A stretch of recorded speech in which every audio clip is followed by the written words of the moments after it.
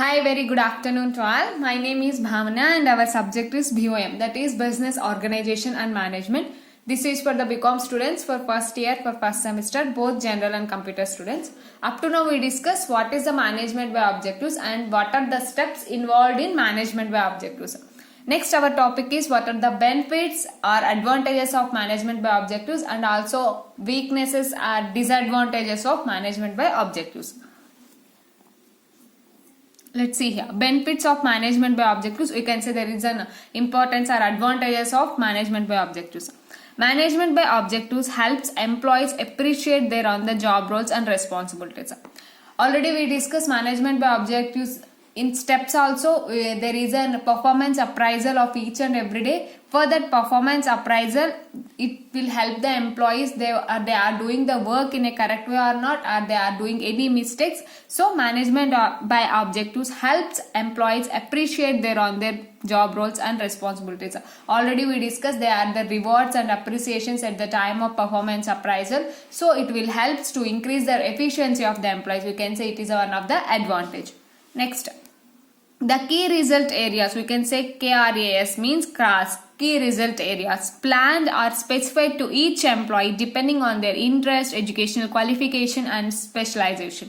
Means the key results, the key result areas, the key result means they are the important in every business organization. There are some key roles, key result areas. So planned are specified to each employee. Each and every employee, these key result areas are specified by each and every employee, means allotted and based on the educational qualification, interest and specialization. Based on the employee's educational qualification and their interest and specialization, the people, the managers and subordinates divided the key roles. So we can say it is also one of the important advantage. Why you can say it is an advantage means the employee who are interested in the particular area, they shown so much of interest. So for that we can allotted the same job, the employee can work in an efficient way. Otherwise we can allotted the work, the employee is not interested in the specific area, maybe he is unable to work and we are unable to reach our organization objectives. That's why we have to know the interest of the employee based on the educational qualification, then we can allot the right job. I can say it is also one of the advantage. Next, management by objectives approach usually results in better teamwork and communication. This approach is very helpful for teamwork, means coordination of each and every employee. Already we discussed one-on-one discussion, means every person has to come and to discuss with their managers or superiors to know the employees' objectives, and we can say it is a teamwork and coordination. Each and employee is coordinate according to their work for achieving organizational goals and also the personal goals. So it provides the employees with a clear, management by objectives usually results in better teamwork and communication. In teamwork and communication also the management by objectives is very helpful. Next, it provides the employees with a clear understanding of what is expected of them. Management by objectives provides clear, means before allotting the duties, the managers or superiors, they say about that what are the job roles to each and every employee. So it's helpful. There is a clear cut view for achieving our objectives. We have to follow these steps. So it shows the clear view and what the management are expecting from the employees. It means the employee has to work like that, then we can achieve their objectives, means that is expecting the management. It provides the employees with a clear understanding what is expecting of them, means the employees knows the management is expecting for me this work, so they know about how to reach the work and how to complete the work. The supervisor set goals for every member of the team. Suppose in team there are 10 members. In 10 members, the supervisor, the person who are working as a supervisor can set their goals, means can give their goals. We have to achieve these goals in the specified period of time. And every employee is provided with a list of union tasks, means every employee has to complete the task. Already we listen these words while in our home the elders are working. So this is my task, I have to complete within the particular time, means each and every employee in the team, the supervisor has allotted the individual task, so we have to complete the task within the limited time. The supervisor set goals for every member of team and every employee is provided with a list of union tasks. Every employee is assigned unique goals, means each and in individual we can develop our individual skills also. In our team also, each and every individual employee has a different task and also unique goals. Hence each employee feels indispensable to the organization and eventually develops a loyalty of the organization, means he feels I have to complete the work, for that work only you can reach our objectives. So they feel like it is my work, own work, they feel like that the family. Then every employee have worked together and there is a team participation, coordination between the employees, and they feel it is my own work. For that they can increase the loyalty means you can say in Telugu you can say namakam, means we can increase the loyalty of the organization. Every employee is assigned unique goals. Each and every employee has the different goals. Hence each employee feels indispensable to the organization, eventually develops a loyalty. He want to develop a loyalty, means the supervisor has treated me as a loyal employee. I have to complete the work within the specified period of time. Manager helps ensure the subordinate goals and related to the objectives of organization. The manager, supervisor, subordinates, all persons are coordinate with each other and helps to each other for achieving the organization goals according with their personal goals also.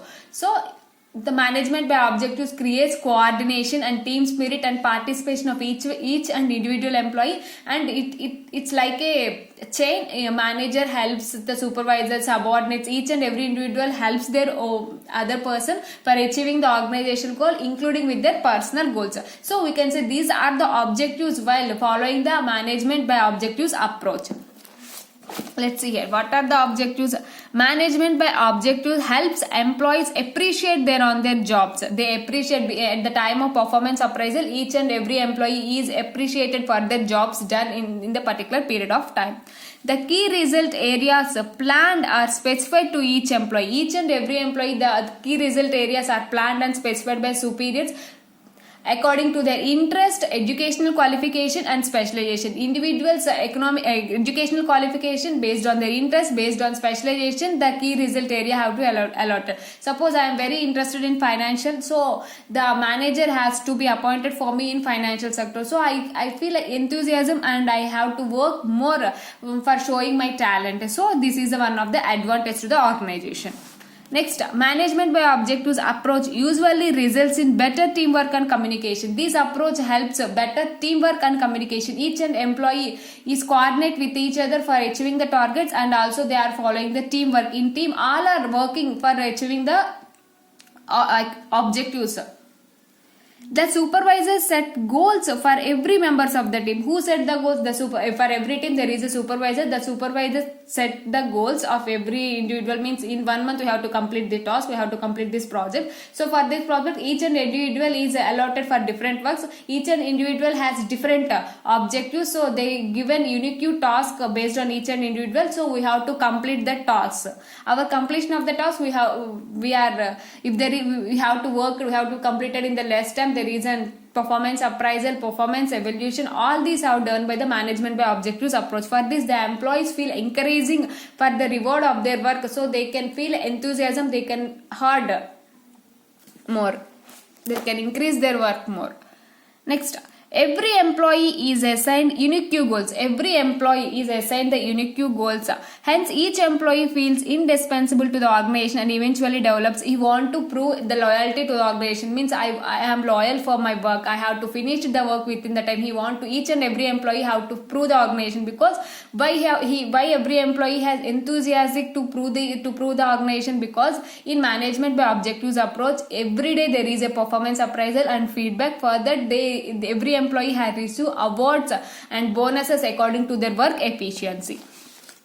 Manager helps ensure the subordinate goals and related to the objectives of the organization. Here the managers also help the superiors and subordinate goals to ensure the organization objectives. Means some person do not know about this particular task, so the manager helps the subordinates for ensuring the organizational goals.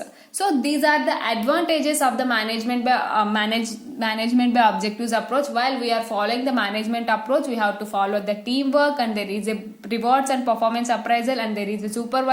We have to include our personal goals for reaching that. Also the managers and supervisors can help, and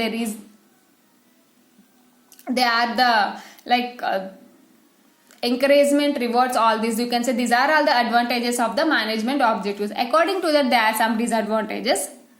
More important is given on goals and targets. In management by objective, they mainly focus on their goals and targets, that the manager put constant pressure on employees to accomplish their goals and targets about the use by MBO for involvement, willingness and contribute and growth of the management. Here the disadvantage is nothing but they are saying like that the manager gives more importance to the goals and objectives only. So without willingness to contribute and growth of the management, means without involvement and willingness, some people are not involvement in this work but they don't concentrate. Their main aim is their goals and objectives, means here there is a huge pressure. We can say it is one of the disadvantage.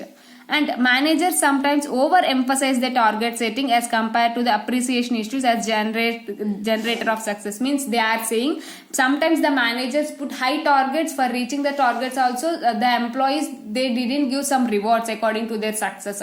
So managers have to put the limited targets, but they are saying when the managers have put heavy targets, for reaching the targets also the employees does not giving any success.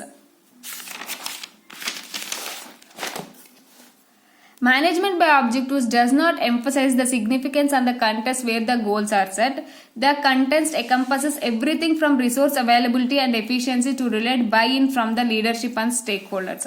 Management by objectives does not emphasize the significance of the they are saying the management by objectives, they are not main significance and the context of goals and set. They don't show the main concern about the setting of the goals, but it includes the leadership, means management with the managers who take the advantages of the leadership and stakeholders advantage only, they set the goals, means they are not involving more when compared to the leaders and stakeholders. So we can say this is the one of the advantage. Finally, there is a tendency for many managers to see management by objectives as a total system can be handled all the management issues once installed. Means total management system are handled by only the managers only. The over dependence may impose problems on the management by object system that is not prepared to tackle. Means the management by objective system is complete tackled and handled by only the managers. So over dependence means the other employees, superiors and subordinates are dependents on the people only. For this over dependence, we are unable to solve their own problems and it may become a tackle. It means it may become a hurdle. They are saying these are the disadvantages. They are the small disadvantages. What are that? They are